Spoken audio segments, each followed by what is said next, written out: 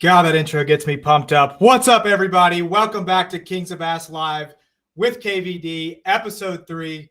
We've got a great show planned for you tonight. We're going to be talking to, of course, Kevin VanDam, and also talking with Mark Rose and Keith Combs. We're going to be previewing the upcoming Elite Series event on Lake Fork here in a couple of weeks. So looking forward to talking with Keith about that because there's always some double digits caught in that tournament. We're also going to be talking about a current event. We've got the Bass Pro Tour Stage 4 going on right now. So we'll have Kevin and Mark Rose talking about that.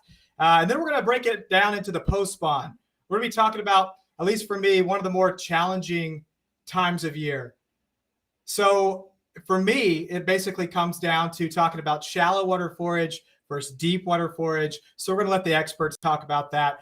Real quick, I do want to mention the giveaways that we have going on here tonight. If you've followed the first 2 episodes of Kings of Bass Live, then you know the giveaways are a big part of the show, and we've got a couple of great ones here for you tonight. The first one is going to be a Mark Rose Signature Series jig and worm rod just released last year. An awesome rod. The second giveaway is going to be a $100 value prize pack of XD crankbaits. So we're going to be talking about crankbaits tonight. Spoiler alert. So we'll go ahead and bring on the man of the hour. See what if Kevin's on screen yet. Kevin, you there? Hey, Tom. Yeah, man, I'm ready to go. Just getting ready to fish again tomorrow. So. Oh, I know. Well, so we'll try to get you in and out of here because I know you got to get to bed and catch some fish in the morning. It's been a little bit of a hiatus. I'm glad we're back here together. I think we got about a month and a half of no Kings of Bass Live. So good to be back here. Good to be seeing your face here. I guess I heard that you had a little bit of a vacation time, which I'm sure is rare for you, and that you may have left the country.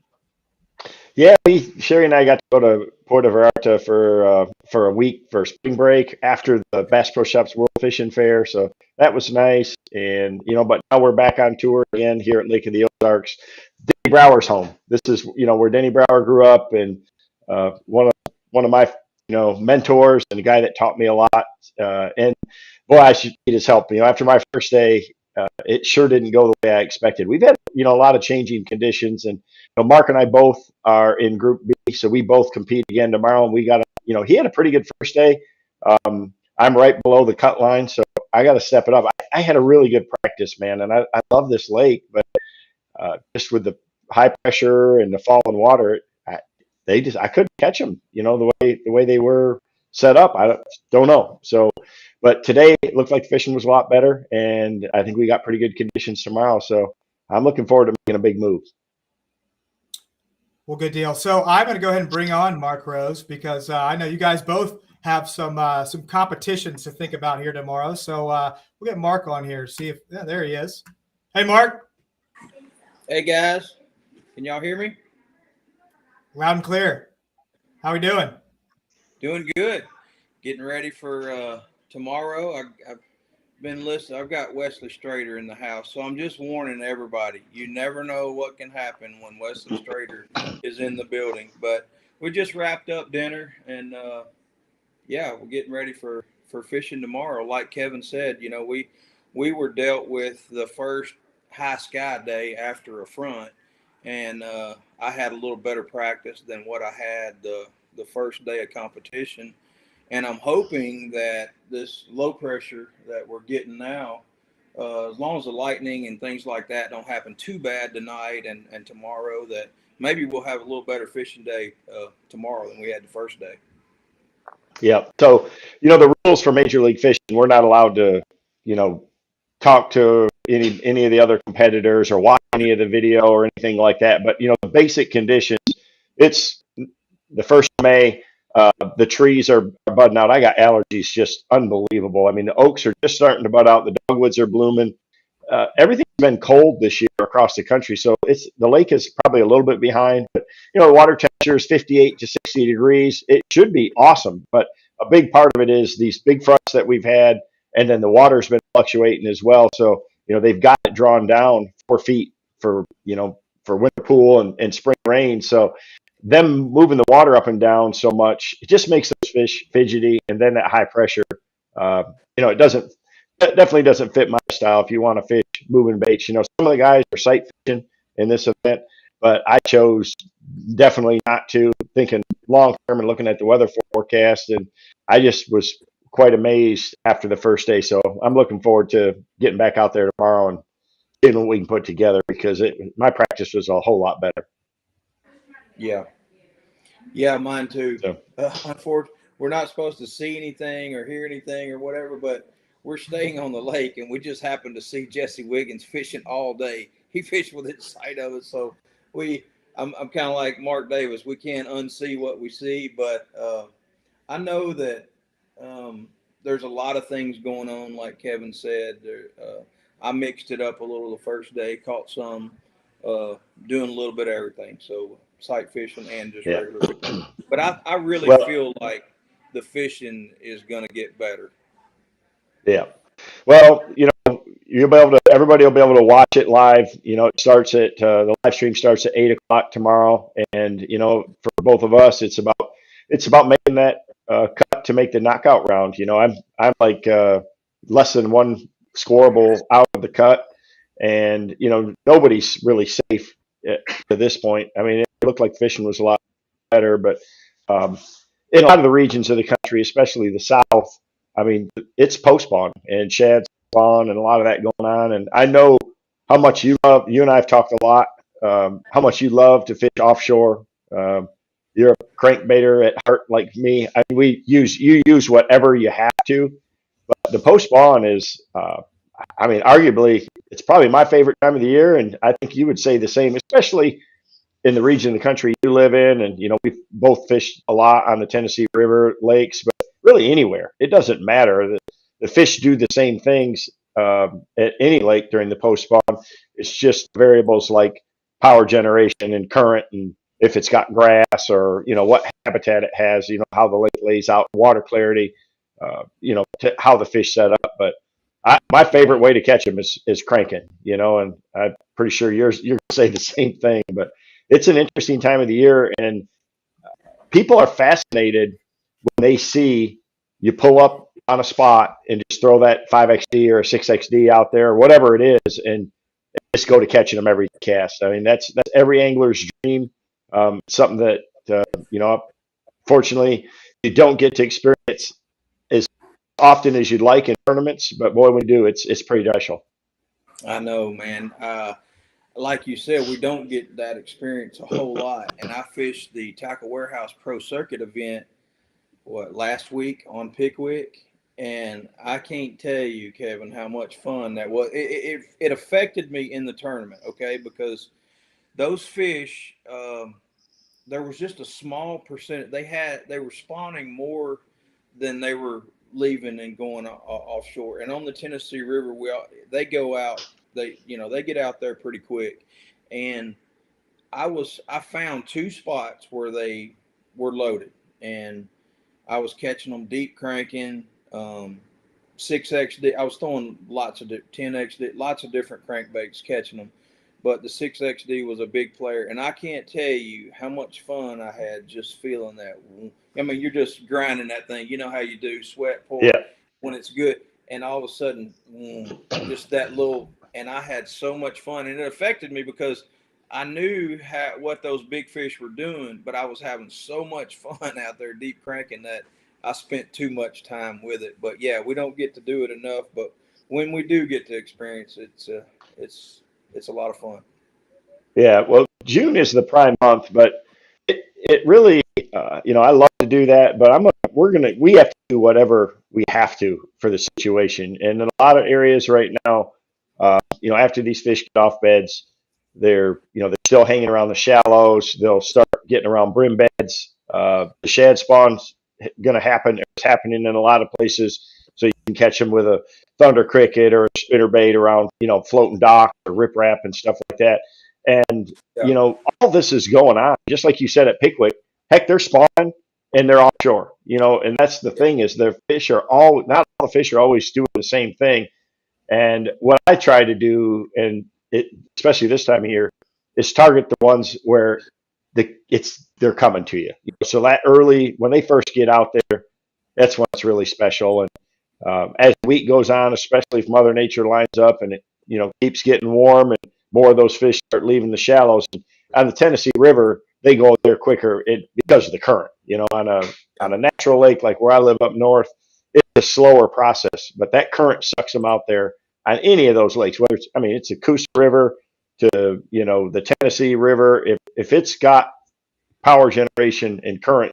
And nowadays it's really easy to, all you got to do is get your cell phone and you can look at the generation schedule. You can look at lake levels and follow it a lot closer. And our mapping is so much better. The Lake Master mapping on these places is just, it just makes it easier. We've got forward facing sonar and Mega 360 and all the tools make it so where it's not like it used to be where you had to go out there and just, graph around with just side imaging and, try to find these special spots. It's technology's made that process a lot easier and a lot more people are better at it, but it's still an art, you see that every time we go to one of those tournaments, like last year when we were at Chickamauga, anytime you go to Kentucky Lake, the guys that are really good at it do well. It's the same, if we were punching nets in Florida, those guys that really get a lot of experience at it shine. But during this post-spawn period of time, that's the trick, is knowing when to look for those offshore schools. And, it's my confidence thing. So that's what I love to do. And there's no better way than a crankbait, right? It's the most efficient thing you can throw for finding those schools. Now, once you've got them located, there's lots of stuff you can throw to trick some more, swim bait, a spoon, a Carolina rig, and a jig, a football jig, big worm, all that stuff. But my go-to is definitely a crankbait, and whatever depth range, it doesn't matter. I'm not married to a 6XD or a 10 or an 8 or a 5, or I've caught as much on Series 5. I don't know if that's you guys or me, but I'm with service. I think we're good. I can still see you. Yeah, we're good. We got you. Can you hear us? So yeah, Kevin is frozen, and I didn't get the last part of what he said. He's frozen on the box on my. I think that might be your internet, because I can see Kevin. I can see you. Can you hear me? Yeah, I can hear you, Tom. I can hear you fine, Tom. I just can't hear Kevin. And he's not moving. He's just frozen on his box. Let me, I tell you what, let me move, see if I can move outside. So one question I do have for yeah, you, Kevin, we'll and get Mark. set up. Well, I'll see if that helps. I can still see him. I see you, Kevin. So I don't know. Yeah, I think it's he's Mark. freezing up. Yeah, I think it's on my end. I'm trying to go outside to see if this is helping. Kevin is still frozen. Huh. Maybe we should try reconnecting him. My internet bars, the Wi-Fi looks good. I don't know. So, hey, Mark, will you try re-logging back in again? I'm going to actually take you off the screen and bring you back on. Well, it's interesting because Mark's all excited. He loves to fish offshore ledges, cranking. He's got stuff he wants to show. We're giving away a Mark Rose Signature Series rod, and he designed for fish, for a worm jig out there. I have my own series of crankbait rods. He does as well. It's interesting how we each have a little different preference in our tackle. It's the same. If you talk with Brent Chapman, how's that, and guys? what he likes to throw thunder cricket with, and what I like, gear ratio wise, is a little bit different. We all have Combs is the same way. We all have our little differences, but we do all love to do the same things. And this post-spawn period is it's one of my favorite times of the year. I've had a lot of success in this time frame, whether it's Texas or Alabama or New York or Michigan or whatever. It's not as hard as a lot of people make it think. You just have to understand the body of water, and then really what the fish are in, where the majority of the population is at. Because you don't have to catch hundreds, but there's got to be enough fish How is it now? in that particular zone to make it viable as a tournament angler. And first getting out there, even though a lot of fish are still up on the bank, um, it's just real viable. So like a few years back, I won an elite event at Toledo Bend, and I started every morning on the shad spawn. And once the sun got up, I ended up winning it with a 10XD. But I wouldn't have won that tournament if I wasn't catching some of those fish on the shed spawn as well. So there's never just one answer. I mean, you can always do it both, and a lot of it has to do with your own style and your personal preference. There's no right or wrong. It's what you enjoy and what you're experienced with to go. But it's so much easier now with the quality of our electronics, our rods, reels, baits. Technology has made us so much more efficient at fishing for those unseen, unknown offshore, structured places. Yeah, and I know that fishing offshore can be, intimidating because you got to dial in your electronics, find these schools of fish. So taking it back to the spawn, basically, once those fish, they're done doing their thing, and then you start seeing those big females move off, and you see the males fry guarding, and it's kind of a weird transition period. I know you see a lot of what people call like wolf packs of cruising bass. So like what's going on during that phase? I mean, as they're kind of transitioning from the beds, to chase bluegill or going offshore. Well, a lot of that has to do with the type of lake, but bluegill beds are always a center of activity for, especially those females. I mean, there's some, just like some live in the valley, some live in the mountains, and some fish never go deep all year long. They have a different personality, but a lot of those fish will wolf pack and head offshore, and they're going to go there because that's where the shad are. And if the lake has a big population of gizzard shad, for instance, those bass that's the focal point. That's what they're going to do. But you go to Falcon, and there's a lot of shad in there, and there's a lot of gizzard shad, but it's tilapia. So it's all about what the primary forage is in the system. When you see it in the southeast in the blueback herring lakes, those fish are really goofy. They go off they get off the bank, but they're just chasing those pods of herring around, pushing them up on points and things like that. So it's really always forage driven first and foremost, and then you just got to look at the lake conditions, the water clarity, the current. If there is current is always going to be key. If there's current, the bass are going to gravitate to it. They use it to their advantage to set up and feed. I love like the Coosa River. For that it's dirty. Those spotted bass get off on the main river shoals and sandbars and things like that. And it can be real tricky. I mean, they get on real subtle stuff, but they're just focused on finding a place that they can set up and ambush shad as the current brings them food, and fertile places like that. The Tennessee River is the same way. Gunnersville sets up way different than Kentucky Lake or Pickwick, just because of the differences in the type of grass. So, we have a grass lake with current, it just, they're all different in their own way, but the bass are doing the same general things, as far as making that transition to where they're going to spend the summer and they're going where the food's at. So Kevin, give me your top three. This is probably impossible for you to narrow it down, but three, if it was shad spawn, you had to pick three baits. What are you picking up? For sure. My number one shad spawn bait is still a spinner bait, a KVD, half ounce double willow spinner bait. Love to throw it around riprap, floating docks. If there's flooded bushes, there's grass, they shad spawn and all of that. Look for the birds.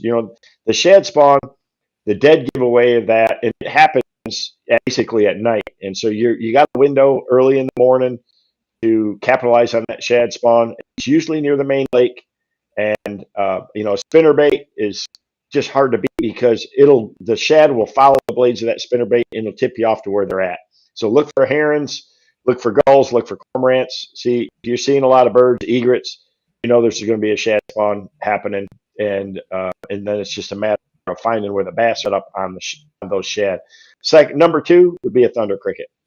So, white thunder cricket is hard to beat because it's so skippable. So I'm going to put it on a Pro SB skipping reel, and you can skip it around those docks, underneath boats, and marinas are a hub of shad spawn activity. They're usually got deeper, and they'll definitely be around them a lot.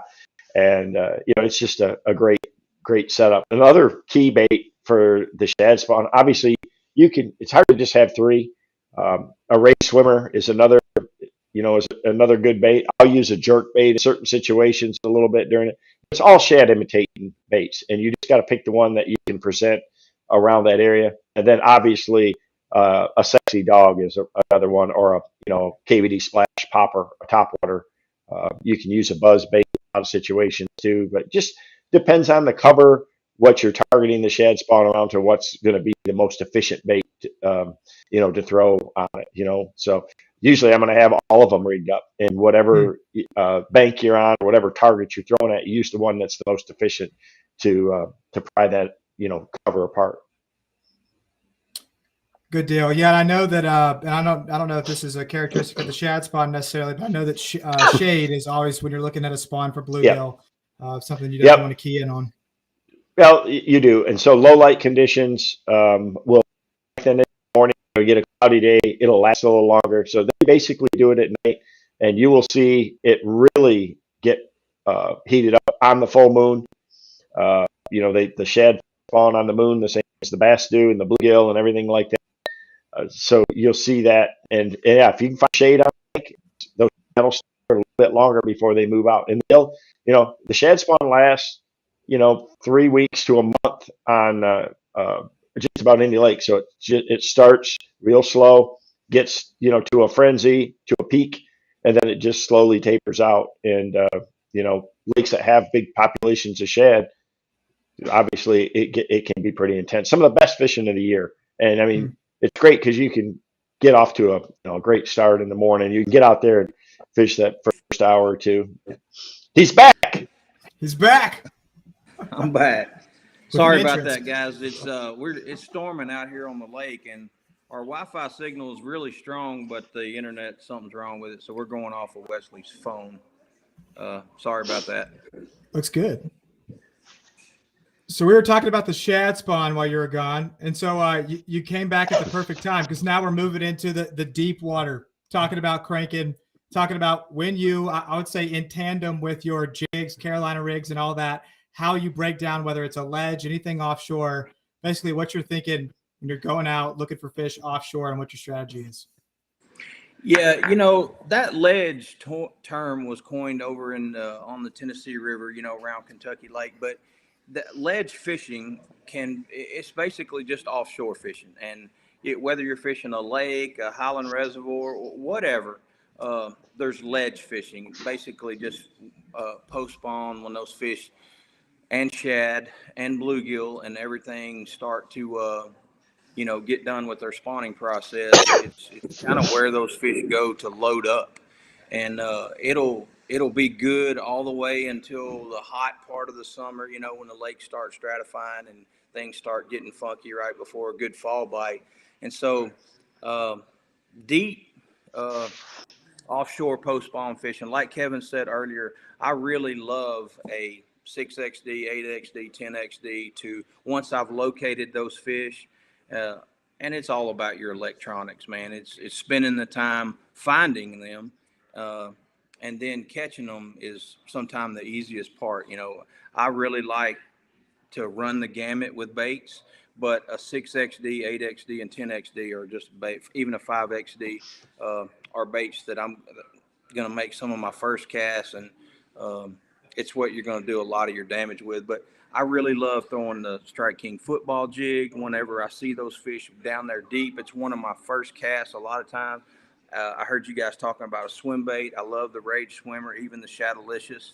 I've won a lot of money whenever you find those big schools of fish out there and you're throwing a lot of baits and they're just nipping at it, or you're catching a lot of 3-pounders on a 6XD. I'll take that great big Shadalicious on a 3/4 or 1 ounce head. And a lot of times it'll catch because I feel like there's some big fish in a lot of those schools. You just have to figure out how to trigger those bigger fish. And sometimes that'll catch you the biggest fish in the school. It's kind of like a big one, just kind of showing up and showing everybody how it's done. But it takes a big bait to agitate them. So, yeah, ledge fishing can be done anywhere. It's basically just finding the offshore structure and and speaking of structure, this house that we're in, where you guys are in, an architect designed a place for high percentage areas. They do, a kitchen, a refrigerator, a bathroom, your front door, your back door, all of that is offshore under the water that we can't see, because we all know if there's a willow tree there, that's a high percentage area. Well, there's those willow trees and those front doors and kitchens and all that kind of stuff offshore that our eyes can't see. And that's where we use our electronics to really find those high percentage areas, big groups of fish. And man, the fun part is running the gamut with lures, because like Kevin said, there's some days they really like a 6XD, football jig, hair jig, swim baits of every size, shape, sort with blade. It's just gotten so, and that's why I love offshore ledge fishing, because you can never have it completely figured out. In about 2009, it kind of revamped my career, because I became good friends with some people along the Tennessee River, and I started getting into it, learning about it, and then I took that, tried to take it to a next level and expanding on it, and it's just you'll never completely figure it out. It's an ongoing thing that is just it's a lot of fun, man.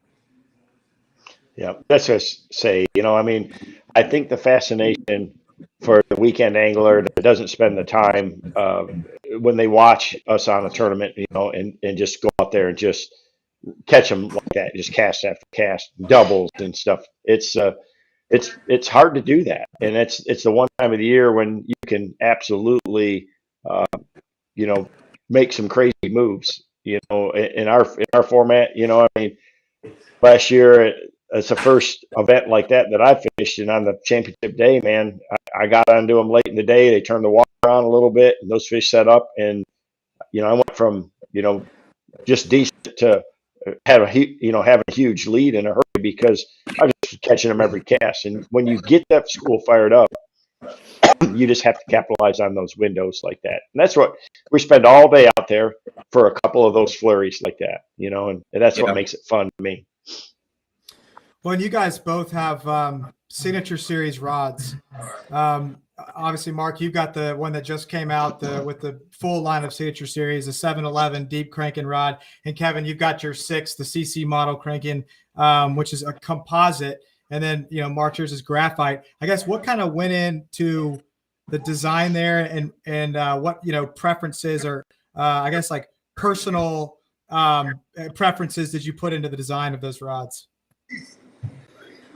Well, for me, the signature series, we had it in the Team Loose Custom Pro the last few years, and I brought what I liked in that rod and that design of that rod and that blank, basically the action and everything that went into it, into the signature series, because I personally really like, and it's because that's what I got used to. That's what I learned to deep crank with, was graphite. I really like that feel where I'm feeling everything. And so I wanted to start with the handle. This is a jig worm rod, but for illustration, I don't like, on my crankbait rod, I didn't want too long of a handle here. I see so many crankbait rods out there that, yeah, it might be 710, and you need that length for leverage to be able to launch the bait good, and to be able to, when you're setting on your front deck and you're reeling, you want that rod tip to be really close to the water. You don't want it to, be way up, because you want that. And that's the thing about a 6X, our entire XD lineup, it gets down quick and it stays down all the way right under your boat. I love to see, before we had forward facing sonar and we just had 2D, I would reel it up, always make a habit to reel it right under my transducer.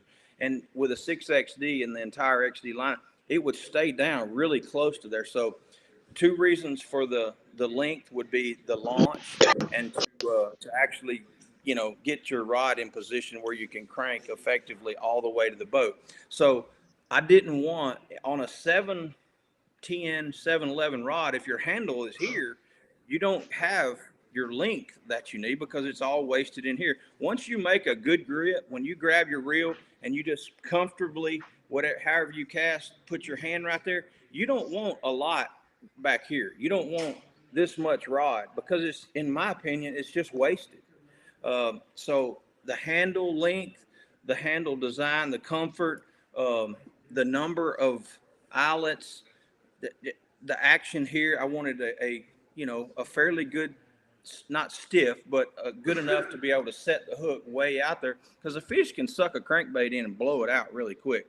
So there's just lots of things. The action of that bait, I feel like this part of the rod, the last 20% of it is where I get my protection of my 12-pound line, which is what I crank a 6XD with 90% of the time.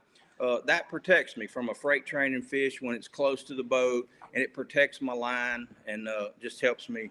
So I've gotten used to that graphite and on my crankbaits, but gosh, I've watched David Fritz and Kevin VanDam really, that may be what they got used to early on cranking. And I think it's just like anything else. It's whatever a fisherman really had, whatever he gets comfortable with early on. And then it's just repetition and getting that good feel for it. Yeah, the handle length is 100% spot on. My rod, my favorite rod for throwing a 6XD is that CC6. It's a composite rod, so it's a blend of graphite and glass, which to me gives me the best of both worlds. I get the feel of the graphite, but I get that slower reaction time when you're burning it on a ledge or on a drop or a shell bed, or you deflect off a stump.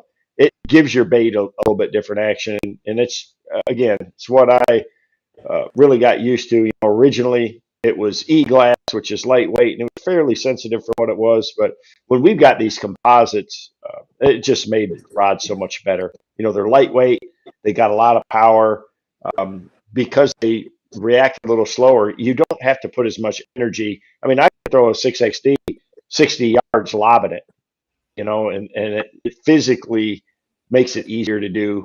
And there's a lot of advantages, but it's what I've gotten used to. And it's not just the rod, it's the rod, reel, line, the bait, and hooks that are on the bait that make the system for me. And that's what I mentioned before we had you on, that we all have a little different preferences, but we're all pretty much doing the same thing. Whether it Combs, what he likes to crank with is a little different. I mean, a lot of guys like high speed ratios. I don't like a super high speed ratio, but I do reel the bait real fast. I mean, it's what I've gotten used to for my system, and it's worked really well for me. And that's what everybody will learn. Is that, hey, when you get these rods that are designed for these techniques, it's going to help you. It's like a good set of golf clubs, and you get the right fairway driver. You can hit it straight, you can hit it far, and it's just got to fit and balance for you. And everybody physically is a little bit different in their stature and their size. The fish, how high the neck is off the wall, all that makes a difference for a jerkbait rod or a topwater rod or a crank rod. And that's why we make the different series. We've got all of them. There's the right setup for every angler out there. We at Lew's, we dang sure offer it: the reel, the rod, the line, and the baits. And that's why we all have our different signature series, and they're all a little bit different. And then people experiment, or you can go to Bass Pro Shops and check them out, or go to the local tackle store and see what fits your particular style and the lake that you're in. But it is the right tool. You've got to have the right tools. Yeah, and none of it's wrong, by the way. That's a great illustration with golf clubs. there's guys that are winning golf tournaments. Some of them may use a totally different club for a certain shot or different materials or whatever. When I played college baseball, some guys playing the same position of me might have a different length glove or a different shape of glove or something. And it's just whatever you get used to and what you're successful with. Obviously Kevin is certainly successful. I have had success doing it using a little bit different rod, but none of it's wrong. It's just whatever, it's however you choose to go about it. Yeah. Very good. Mark, one thing you mentioned was, the architect, how basically there's key parts of any spot where you're going to have that big fish, and taking that to, talking about, a ledge or any offshore spot. And the question of current, it's always an equation of why are these fish here? Why are they feeding now versus why are they not feeding? Why are they on this position of the ledge or versus the top? How does current play a factor on where fish are positioning on a ledge? Why does it matter? Well, bass use current to feed, and that there's power generated current, there's wind current, a natural current, there's boat traffic current. There's a lot of different ways fish use current, but they're always using it, and whether it's a smallmouth, a spotted bass, or a largemouth to feed. And they know, like say on a TVA power generated lake, that just like we know at around 6 o'clock ish, we're gonna start thinking about supper 5:30. It's the same way on they know when that they feel that current, they get used to a generation schedule, and they just use it to feed. It blows bait by them, and they set up on ambush points, whether it's a shell bed, a stump, what have you, and they use current to feed. Man, that is one of the key factors of their feeding. We're looking for intersections out there, where a creek channel dumps into a ridge intersecting it from, downriver, and, it's junction points where they travel routes, just like deer use fence rows to travel, bass, follow creek channels or these drops where 2 points come together. It can be a great spot. And sometimes it's 3 or 4, it all varies, but that's what we're looking for, is that kind of stuff. Yeah. Well, one more question I have for you, Marcus. I know we got to wrap this up so you guys can get on the water tomorrow and get a good night's sleep. But when it comes to jigs, the other side of this equation, also another signature series rod that you have, what goes into the perfect jig rod?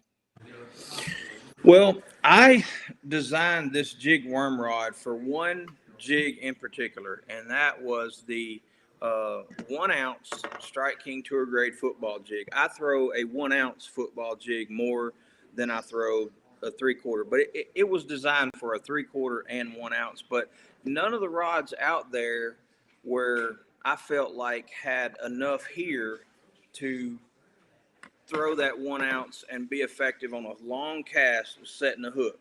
And so I designed this rod a 7.2 heavy, and it might be a smidget stiffer than what a lot of people would throw a 1/2 ounce, 3/4 ounce football jig with, but it works really well for me. It's a long cast thing. If you're short casting with this rod, it might be a little too stiff for you with a football jig, making small cast. But to me, a football jig is more for making really long casts with 15, 17-pound fluorocarbon. And I needed something to be able to set the hook with a 1 ounce football jig way out there. And I needed a little more backbone than traditional rods that people would throw a football jig on. And then I realized that it's so versatile, just like our entire signature series. I've got Kevin's spinnerbait rod that I'm throwing a little small jig on here, even here in the Ozarks, which a jig I love to throw in the Ozarks is a little finesse, 1/4 ounce finesse tour grade football jig. I'm throwing his spinnerbait rod with 12-pound line with that setup. So I use that illustration to say that this rod, I can take it and pitch, put on a 3/8 ounce Strike King Tour Grade tungsten weight and a KVD grip pin hook, 3/0, and I can pitch a menace around or a mid-sized rage bug. I'll go to a 4/0 hook and throw a regular rage bug, and it's just a really good rod that I can pitch around docks and things like that. So it's very our entire signature lineup is the most versatile lineup of rods I've ever seen. Andy Montgomery's skipping rod, his 7-foot, I probably have more of that rod in my boat than anything. I throw a Thunder Cricket on it. I throw a Sexy Dog on it. I throw so many things on so many different rods. So but this particular rod, again, the handle length, all that, I didn't want a bunch of weight back here. I kept it to 7.2 because I need a little bow in my line out there.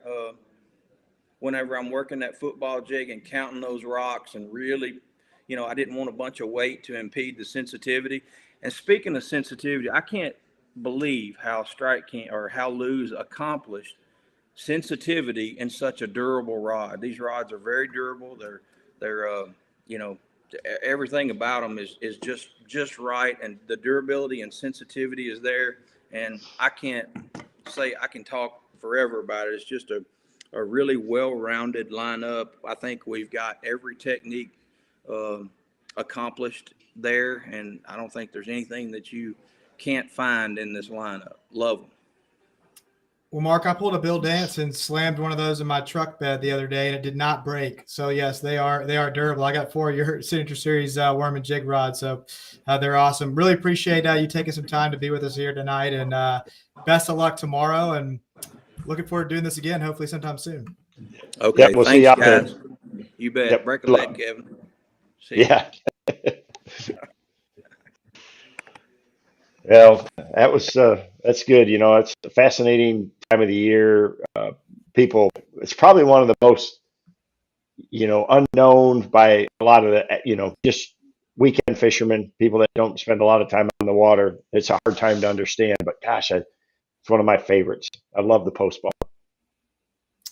Well, I have a hard time understanding it, Kevin. So I really appreciate you being here tonight. So I've learned a lot already. We're going to bring on Keith here because we got a really good cranking lineup tonight. I mean, probably 3 of the best guys in the world to be talking about it. I do want to remind our viewers to be part of the giveaway. Make sure you're following, you're subscribed to Kings of Bass TV. Kevin's just got an episode that dropped on there talking about the J300 Elite jerk bait. So really, really interesting episode. It's on there now. If you're still got a hankering for some YouTube, when we're done with this, you can go watch that episode right now, Kings of Bass TV.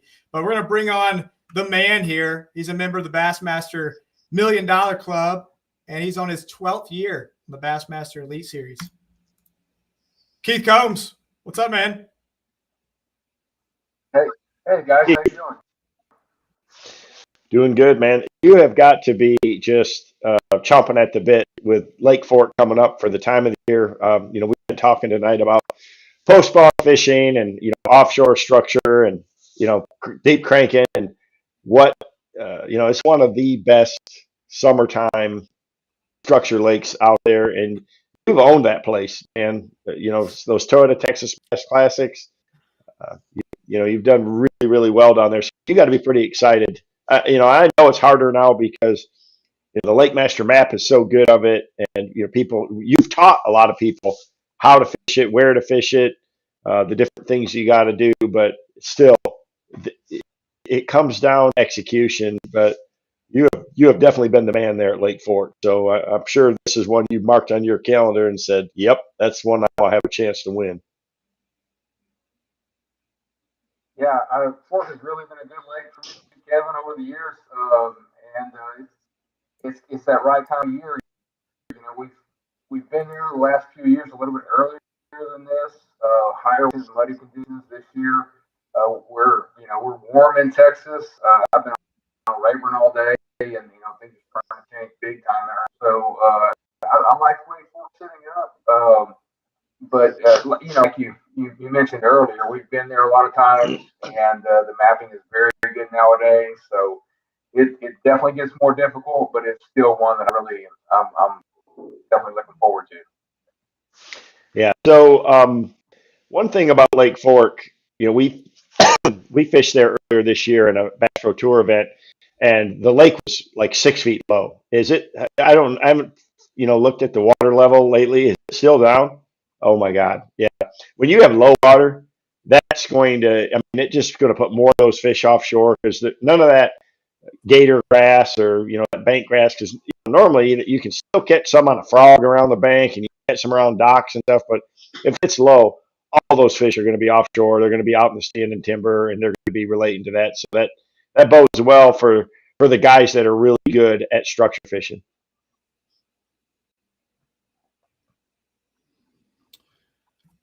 You there, Keith? Yeah, so yeah, it's still low. It's come up some, I do believe. But it's I think we may see more of a in the past we've caught them on a lot of clean spots and hard spots out there in the open. This year, we might see with the technology that we have on our boats now, maybe we'll see timber play a little bit more. Plenty of that in Lake Fork, and that's something that I hope finding something a little bit different is going to be key this year. Yeah, no doubt. One thing that I've always, or the last few times that I fished fork during that offshore time, and you know how much I love the crank, and I know how much you do too. The white bass population has gotten so thick out there, and there's so many in there. I mean, even a 10XD, they attack it. Obviously you still catch bass and stuff on them, but boy, if you get around those white bass, it can be pretty darn annoying.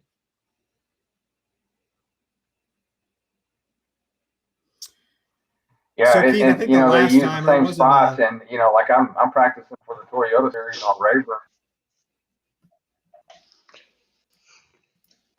Go Right ahead, now, Keith. and It's I a mean little Rayburn's delayed. really gotten full of them too, and Rayburn, Toledo. I guess we got a little delay here, but about those white bass. I mean, man, they have really got in all of our kind of northeast Texas lakes. A lot of times they get on the same type of spots, and sometimes you just have to weed through them. Sometimes there's no largemouth in the school. It's it's just kind of part of the game, but they seem like they change every year. Yeah, no doubt. So it should be a really fun one to watch. Anytime that there's live bass fishing, live stream bass fishing on Lake Fork, you're good. I mean, in cast, you got a chance to catch a 13-pounder, a sherelunker, type bass, and for sure there's going to be a lot of there's a lot of Great Lakes in Texas, but I don't know that there's any place that has as many 6 to 10-pounders in it for the size of it as Lake Fork. It's just got such incredible quality. When we were there earlier this year in that real cold period, I was amazed at how healthy those fish were. For that time of year, I think with this low water, it's really helped them congregate a lot of the bait and a lot of their forage, and those fish are in better shape than I've seen them ever when I've gone there. They reminded me of California bass, the way they were built. You could catch a 16-incher and that sucker be 3.5 pounds, 3 3/4 pounds, or maybe even 4 pounds. I mean, they're just the fattest I've ever seen, and I think it's good for a lake to have a drawdown like that. To let the bank stuff grow up and concentrate that forage a little bit. So it should be. That's one that if you're a bass fishing fan, you definitely want to watch Bassmaster live. You guys are because first and foremost, you're going to learn a lot about offshore fishing from these guys, and I think with Mega Live, now that you've got Mega Live, everybody's got forward-facing sonar and Mega 360. You can see things that we never knew. We were guessing. You can find the timber and you can find those places, but now you can see when a bass is following your bait, or if there's a whole pot of white bass there or crappie or whatever it is. It just adds a whole new dimension to it. And some of these guys have really just focused completely on that and really taken it to another level. I still like to to fish still, so to speak. I don't totally trust that. As far as telling me if there's fish there or not, I've already learned, around that timber, it's very easy for even a 6 or 8 pounder to hide in a tree where you can't just scan over there and see them with my Mega Live. But you throw a bait there, you see them move out, and it's like, oh, then you know when to twitch your jerk bait, or you know when to stop your crankbait. So it's going to be really interesting to watch this year. So Keith, if you've got 3 baits, we're talking about brush piles here. You're a brush pile connoisseur, I would say. You know how to dial them in and locate them and know which ones to fish. If you had 3 baits to break down a brush pile post spawn on Lake Fork, what are you picking up?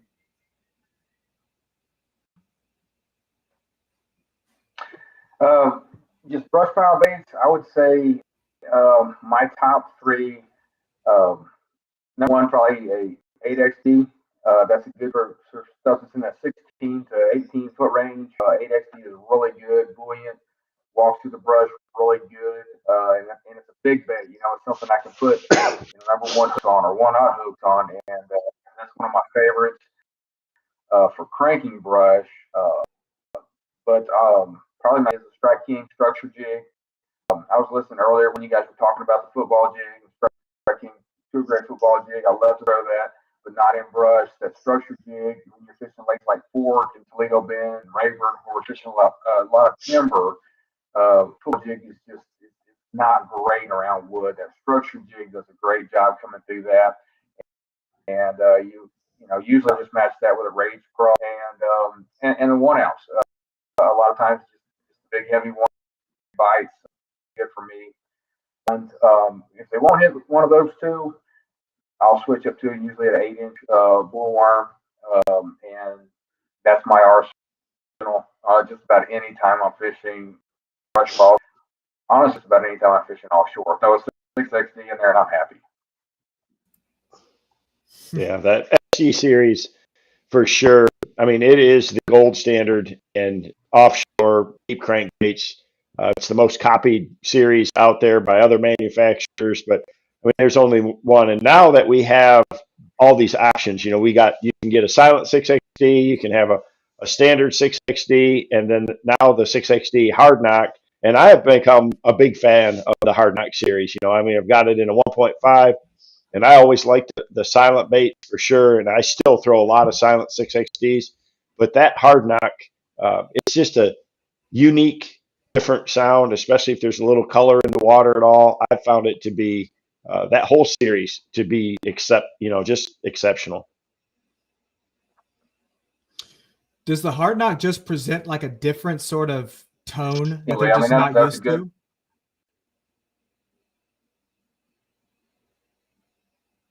Go ahead, Keith. There's a little bit of a delay, so we're just waiting on you. Oh, okay.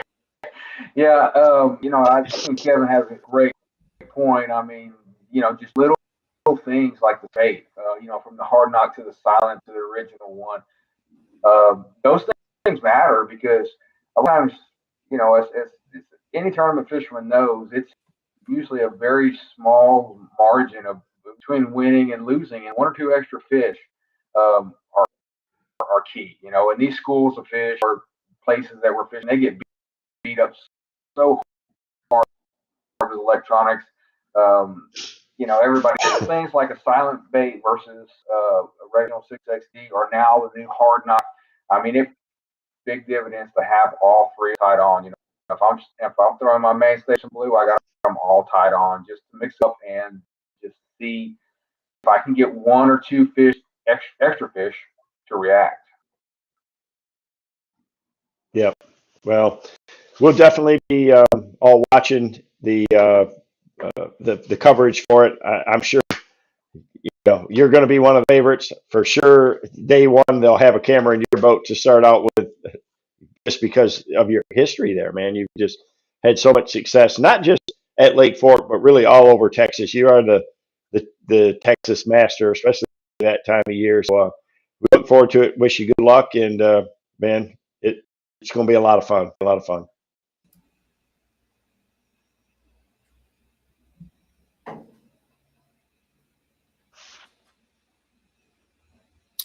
I think he's there. Yeah. Yeah. Hey, well, Keith. Thank you, Kevin. I'm looking forward to it. It's a phenomenal it's amazing that little lake just holds up. But we've seen how good it can be. Yeah, well, it's going to be good, but again, I love Texas as well. One of the things I look forward to every year that you and I get to do. I've gotten to know you a lot better since we've been going to Whoville down there. So, if that's a great area down there too, to fish Choke Canyon. That's an awesome lake there as well. But Whoville Ranch for whitetail hunting is second to none. I mean, I love deer hunting a lot of places, but there's no place like Texas, and there's no place like Whoville. So look forward to that again. I'm sure I'll see you down there. But in the meantime, we'll watch you there. Let you get on with your evening. We're going to get going. I've got to fish in the morning, and our time's close to up. So appreciate you being on, and good luck at Fort. Thanks, Keith.